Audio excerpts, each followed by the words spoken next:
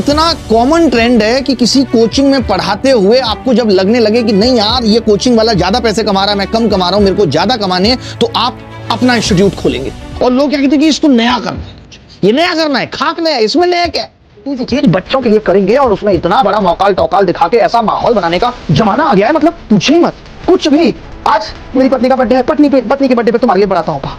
आज पत्नी ने एक बच्चे को जन्म दिया है, इसके लिए तुम्हारे लिए बढ़ाता हूँ। तोहफे में कुछ नहीं होगा, सब नौटंकी करेंगे तभी कोर्स चलेंगे, तभी अब चलेगी। कोई लोग ऐसे लगेंगे बच्चों की सुनते हैं हम, बच्चों के लिए ये किया। कौन बच्चे? बच्चों की भारी डिमांड पे कहां से आती है भारी डिमांड? दैनिक जागरण में आती होगी, उस ऐप से भारी डिमांड आई है कि कोर्स की फीस कम कर दो, है यही भारी डिमांड आती है। कमाल है भाई, आपकी बात डिमांड कहां से सड़क के पहुंचती है, कहां से घुसती है, कितनी एक्स्ट्रा जगह है जहां से डिमांड घुस रही है, कुछ भी क्या जरूरत है। अभिनव शर्मा सर ने आदित्य रंजन और गुरुकुल एकेडमी को लेकर ऐसा बयान दे दिया है जिसने पूरी एजुकेशन इंडस्ट्री में हलचल मचा दी है। उन्होंने साफ कहा कि आजकल नया करने के नाम पर जो खेल चल रहा है वो असल में सिर्फ बिजनेस मॉडल है, जहां टीचर्स पहले किसी इंस्टीट्यूट में पढ़ाते हैं, फिर अचानक अपना प्लेटफॉर्म खोलकर उसे रिवोल्यूशन बता देते हैं, लेकिन हकीकत में वही बैच, वही कोर्स, वही मार्केटिंग स्ट्रेटेजी दोबारा पैक करके बेची जाती है। और यही बात अब सीधे तौर पर आदित्य रंजन के वीडियोग्राम और गुरुकुल एकेडमी दोनों पर सवाल खड़ा कर रही है, क्योंकि एक तरफ आदित्य सर अपना नया प्लेटफॉर्म लॉन्च करके बड़े बड़े टीचर्स लाने की बात कर रहे हैं, तो दूसरी तरफ गुरुकुल भी नए टीचर्स और ऑफर्स के साथ मार्केट पकड़ने की कोशिश कर रहा है। लेकिन अभिनव सर का कहना है कि बच्चों के लिए कहकर इमोशनल मार्केटिंग करना सबसे बड़ा ट्रैप बन चुका है, जहां heavy demand, limited offer, last date जैसे शब्दों से स्टूडेंट्स को प्रेशर में डालकर कोर्सेज बेचे जाते हैं। उन्होंने यहां तक कह दिया कि अगर सच में पढ़ाई फोकस होता